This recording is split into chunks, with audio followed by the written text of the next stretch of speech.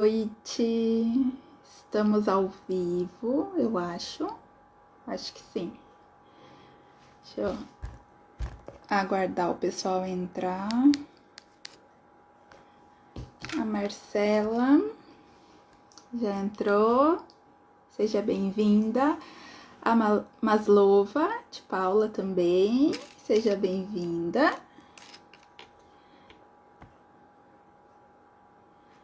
Boa noite, pessoal. Estão me ouvindo bem? Tá tudo certo o áudio? Vão colocando também as perguntas, né, as dúvidas de vocês sobre esse assunto. Hoje nós vamos conversar um pouquinho, né? Resolvi trazer um tema que é bastante essencial e que é a grande dúvida, na verdade, né, e dificuldade de muitas pessoas, o consumo adequado de água. Então a gente vai começar a conversar um pouquinho sobre isso e principalmente, né, focando na saúde renal, né, dos nossos rins.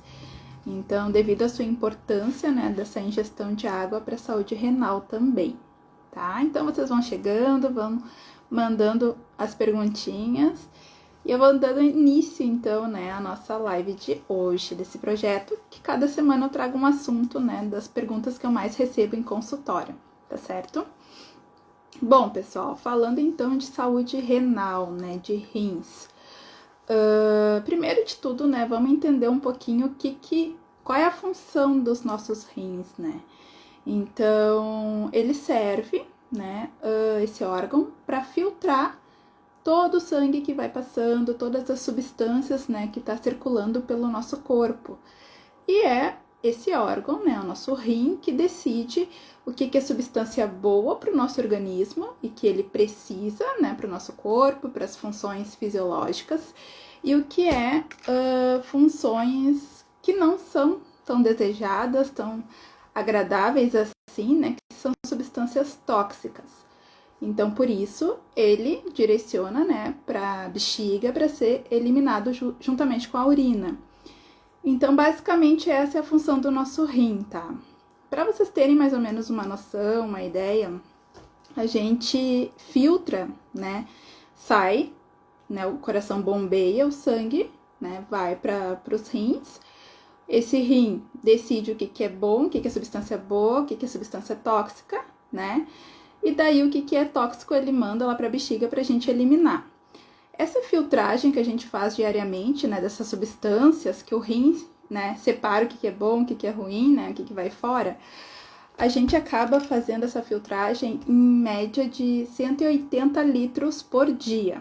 Então, olha o tanto de coisa que o nosso rim filtra. Por isso, a importância da saúde dele, né, de manter a saúde renal. Porque quando a gente tem uma insuficiência renal, por exemplo, ou alguma dificuldade, né, de funcionamento dos rins, a gente acaba acumulando essas substâncias tóxicas e acaba fazendo, então, mal para a nossa saúde. Em casos mais severos, né, a gente, inclusive, precisa fazer hemodiálise, que é exatamente essa função, né, de fazer essa filtração. E por que entra a água, né, para auxiliar o rim nessa função? Porque quando a gente está acumulando muitas substâncias tóxicas, a gente começa a formar cristais. E esses cristais, eles vão formando aqueles cálculos, aquelas pedras nos rins, né? Às vezes tem também na bexiga. Então, devido ao nosso baixo consumo de água, a gente pode desenvolver cálculo renal, né? Então, basicamente, se você já teve cálculo renal, ou conhece alguém que já apresentou, enfim, né, umas pedrinhas bem desconfortáveis, né, uma dor também bastante forte e difícil, né, de passar, mas, em resumo, é devido à baixa ingestão de água, tá? Isso, claro, né, o cálculo renal já é um sintoma mais grave, digamos assim, né, de saúde realmente renal. Mas, quando a gente tem um consumo baixo de água, a gente vai ter sinais mais leves, né? E quais são eles? Deixa eu até tomar minha água agora, um pouquinho. Quais são os sinais mais leves, né, pessoal? A desidratação.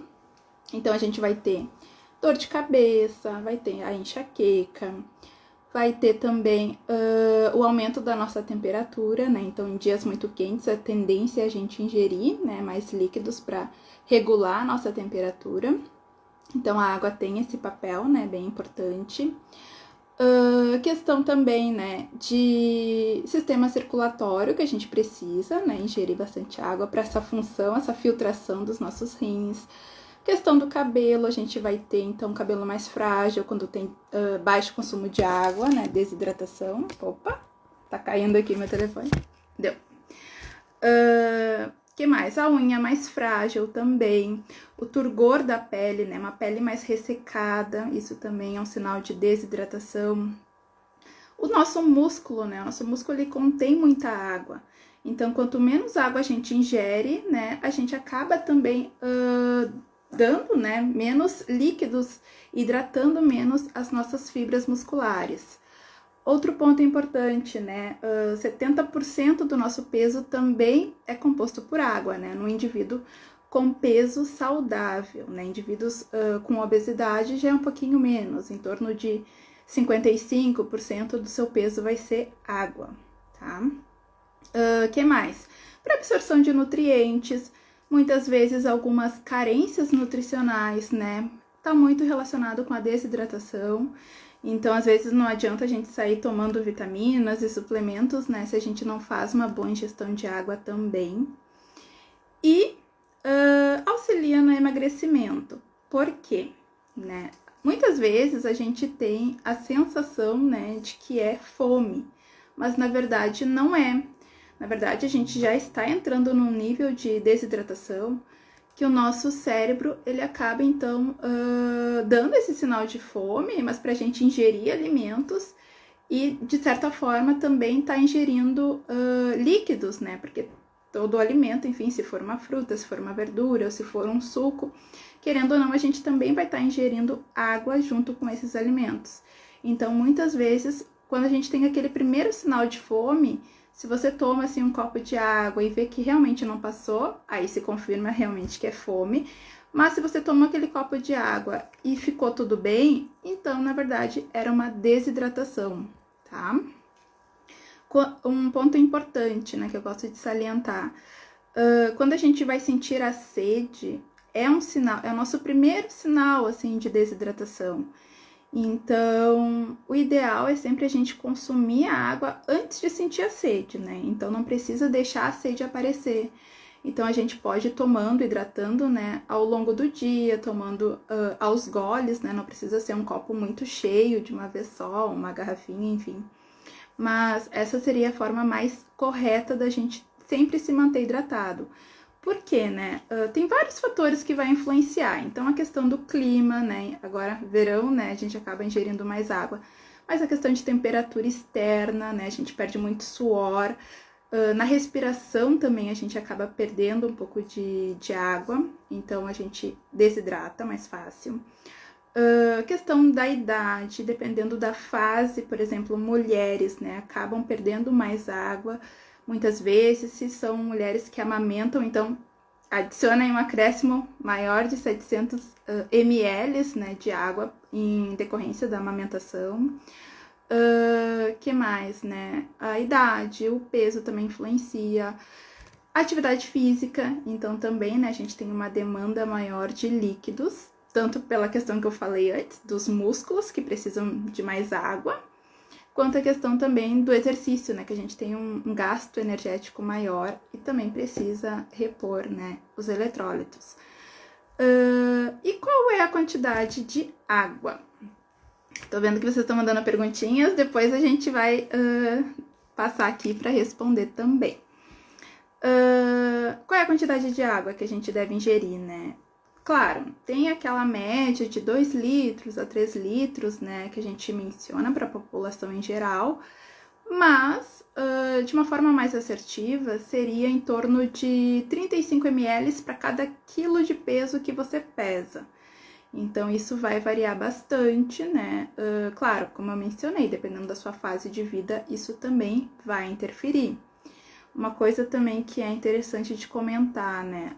Idosos, vão ter uma necessidade muito maior de água, né? Idosos têm uma tendência maior à desidratação, porque esse sinal de sede já não acontece mais no idoso. O idoso não sente sede, então ele acha que não precisa, acha que não precisa beber água, né? E na realidade ele precisa muito beber água. Então isso é um ponto bem delicado, principalmente para quem cuida de idoso, né? Ou tem algum idoso na família. Sempre oferecer a água, mesmo ele não sentindo a vontade de tomar.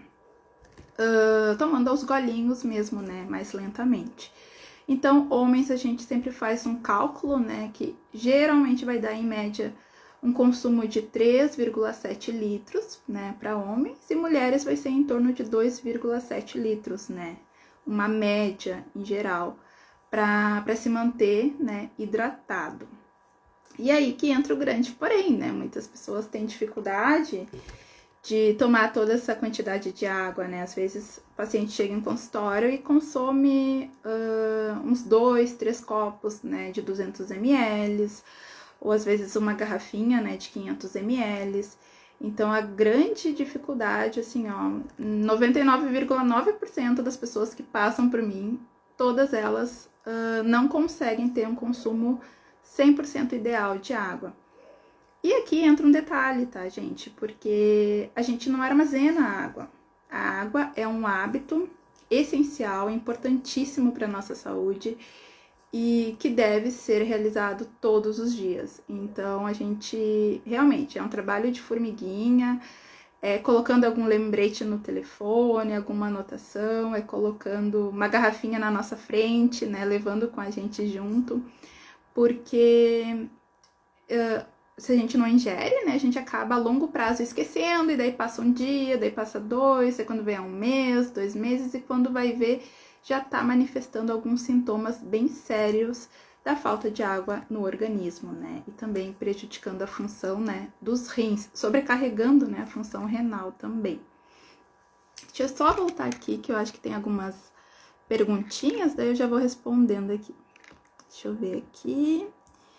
Boa noite para todo mundo que entrou depois. A Fran mandou que tá com a... peraí. Estou com a minha garrafa de água aqui também. A Fran é super hidratada. Vou pegar a minha água. É isso aí, Paula. A Marcela. Chimarrão e chá são válidos. Então, aqui entra um ponto importante, Marcela. Porque o chimarrão, a gente vai estar ingerindo, sim, a água, né? Ali, tomando chimarrão. Porém, a gente vai ter as substâncias da erva mate, né? Então, não é somente a água. Para a função dos rins, né, a gente acaba dando mais substâncias para ele estar filtrando, né? Então, assim, da mesma forma que a erva mate, ela pode trazer benefícios, né? Então, tem aquela função de dar mais energia, de ser também diurética, enfim. A gente também vai estar dando substâncias para o nosso corpo estar metabolizando. Então, é diferente da água pura à água normal, que seria somente a hidratação, né? Somente repor os eletrólitos. Da mesma forma, o chá, né? Porque o chá, ele também vai ter propriedades, né? Então, por exemplo, às vezes a gente vai tomar o chá para uma função calmante, para dormir, ou às vezes para uma função mais digestiva, como erva doce, como o funcho. Então, a gente vai ter um efeito, né? O chá, na verdade, ele acaba sendo como se fosse um medicamento, claro, né? É natural, né? É medicinal, mas a gente vai ter um efeito. Então, esse efeito, né? A gente vai estar metabolizando também. Então, o chá e o chimarrão, eles vão auxiliar no aumento de consumo de líquidos, né? Vai auxiliar também nessa questão da hidratação, mas não é 100%, né? Para realmente melhorar a nossa saúde e não sobrecarregar o rim, é a água pura mesmo, tá? Tem muita dificuldade em beber água. Isso é bem comum de acontecer, essa dificuldade, né? Às vezes até a pessoa sentindo sede, ela acaba deixando de tomar água. Isso é bem preocupante, né? Porque a gente acaba retendo muito líquido, acaba ficando mais com edemas, com inchaço também, né? Então, dependendo do tipo de alimentação que a gente tem, né? Por exemplo, se a gente tem uma alimentação muito rica em proteínas, em gordura, então a gente também acaba sobrecarregando a função renal. Então, a gente precisa ter um equilíbrio, né? Ter uma maior consciência também, né? E criar esse hábito, né? De estar ingerindo mais líquidos. A Tati também entrou. Oi, Tati! Saudade! Como saber se a gente está com a hidratação adequada, gente? Os sinais, né? Primeiro de tudo, né? Eu sempre gosto de perguntar, assim, nos atendimentos, é a questão da cor da urina, tá?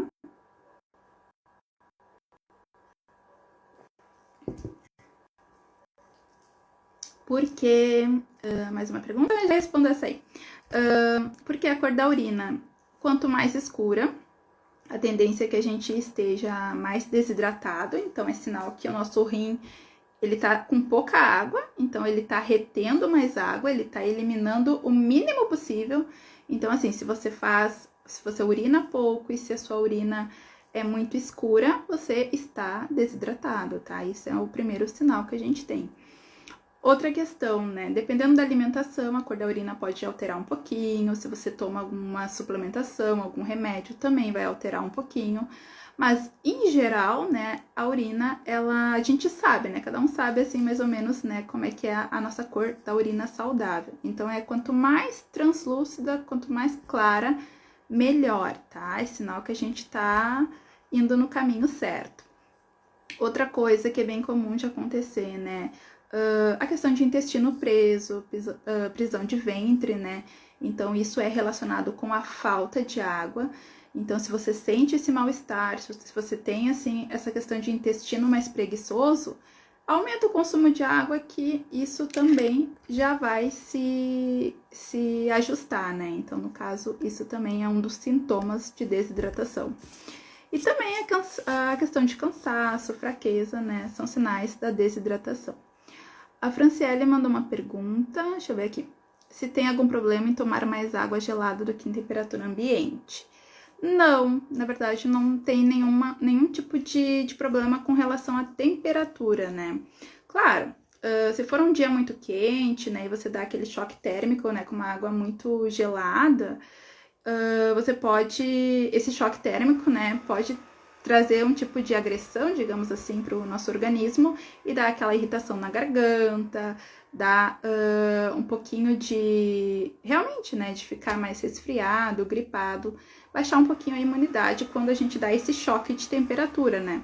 É como imaginar, por exemplo, a gente tá suando quente, assim, e entrar num ambiente, né, muito gelado, muito frio, assim, com ar-condicionado, né, no máximo. Então, tem esses cuidados. Mas, de uma forma geral, assim, não, né? Se você já tá acostumado, assim, com essa temperatura, isso não vai interferir em nada, tá? Uma coisa importante é com relação à água com gás, a água normal, né, tradicional. A principal diferença, na verdade, é a questão do pH, né? O nosso pH da água normal, né, sem gás, é um pH mais alcalino, próximo de 7, né? E o da água com gás é um pH mais básico. Então, esse pH vai ser em torno de 5, 6. Então, e a água com gás, né? Na verdade, o que difere, né? A água com gás, ela vai ter o gás carbônico. Então, em excesso, gás carbônico colocado sob pressão, né, nessa água. Então, em excesso, essa água com gás pode sim trazer alguns prejuízos para a saúde, porque querendo ou não, o nosso corpo ele não quer o gás carbônico, né? A gente elimina gás carbônico. Então, por isso que tem que tomar um pouquinho de cuidado na quantidade de água com gás. Pode ser consumido com moderação, mas não deve substituir pela água normal, tá? Pela água sem gás. Por isso que a água com gás também, né, muitas vezes tá muito relacionada assim com diminuir aquela fome. A gente pode utilizar com estratégias, né, fazer com água com limão, né, para fazer aquele refrigerante caseiro, digamos assim. Então a gente pode consumir sim água com gás, né, mas só tomar um pouquinho de cuidado para não fazer essa troca dos dois tipos, tá? Deixa eu ver aqui se tem uma pergunta, deixa eu ver. Sabrina mandou uma pergunta: quanto tempo antes ou após podemos ingerir líquidos? Muito boa essa pergunta. Geralmente, assim, Sabrina, a gente dá, assim, um tempo de 30 minutos, assim, em média, né? Antes de ingerir algum líquido, acho que é referente à alimentação, né? Por exemplo, almoço, jantar. Geralmente, assim, em torno de uns 30 minutos, né? Pra gente conseguir fazer uma boa digestão. Porque se a gente toma muita água, né? No caso, antes do almoço, digamos assim, ou junto com a comida, a gente acaba dilatando demais o nosso estômago, né? Então, isso prejudica tanto a questão de absorção de nutrientes, como também a questão de digestão, né? Então, a gente acaba ficando mais pesado e não faz uma digestão boa. Então, a gente precisa, preferencialmente, não consumir líquidos com a refeição, né? Para não ter interferência. Mas, se for consumir, sempre 30 minutos antes ou 30 minutos após é a melhor maneira, tá? É o que é mais indicado, tá certo? Deixa eu ver aqui. Tem mais alguma pergunta sobre água, consumo de água? Deixa eu ver aqui. Dicas, então, para vocês aumentarem o consumo de água, pessoal, né? Eu separei aqui algumas, né, que a gente já foi conversando agora no decorrer. Mas a principal delas, né, é a gente lembrar, né, da importância de se manter hidratado e lembrar sempre de carregar a água, deixar num lugar visível, né, seja numa garrafinha, seja no seu copo, enfim, mas colocar realmente, né, alguns utensílios ou alguns objetos que te lembrem, né, que estejam sempre à mostra para você estar lembrando de se hidratar, tá certo? Outra coisa bem importante, né, é distribuir ao longo do dia, não tomei nada de água hoje, agora vou tomar os 2 litros, né, 1,5 litro de uma vez só. Isso também não, né, isso acaba dilatando o seu estômago, né, acaba fazendo mal. Então, toma os goles, né, aos poucos. Outra coisa é fazer água aromatizada, né, até eu coloquei um tempo atrás aqui alguns exemplos, posso colocar depois de novo, que é quando a gente coloca algumas, por exemplo, sementes, ou pode colocar frutas picadas, pode colocar algumas ervas frescas, como hortelã, como melissa, cidreira, enfim, alguns itens, né? A canela também é bem interessante, o gengibre, o anis. Então, são algumas coisas que a gente pode colocar na água, né? Que ela não vai ser um suco, ela só vai ter um aroma, um sabor, né, daquela combinação de especiarias que a gente colocou na água. Então, isso favorece quem tem dificuldade de tomar a água normal, tá? Isso é bem interessante de fazer. Aqui a Sabrina mandou, junto com as refeições mesmo. Isso aí. Mais alguma pergunta, gente? Alguma dúvida? Deixa eu ver aqui.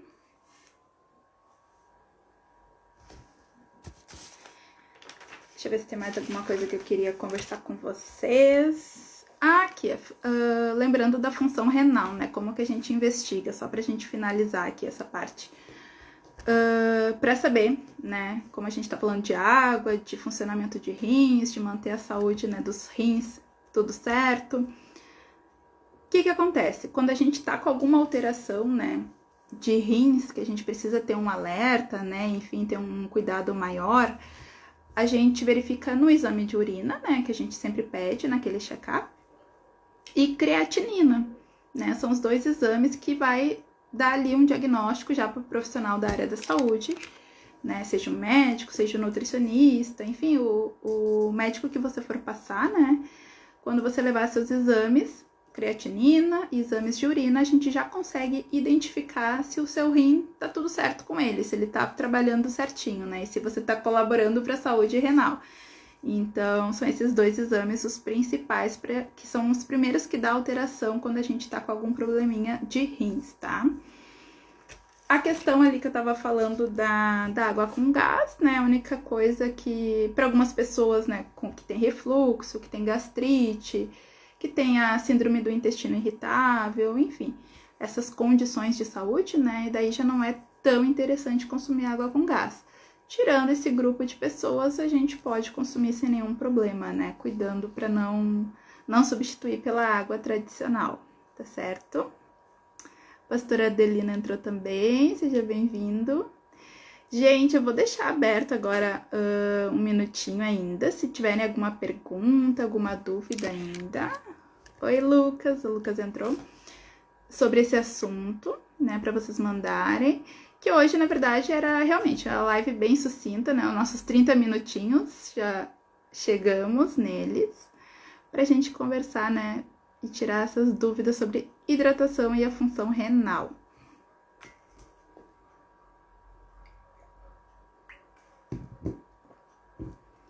Isso aí. Deixa eu esperar aqui ver se aparece alguma. Acho que eu respondi todo mundo, né? Franciele amou as dicas. Obrigada, Fran. Então, pessoal, vou encerrando a live de hoje. Vou tentar deixar salva aqui no feed. E depois, se tiverem alguma dúvida, alguma pergunta, podem também mandando nos comentários, tá certo? Abraço em todos.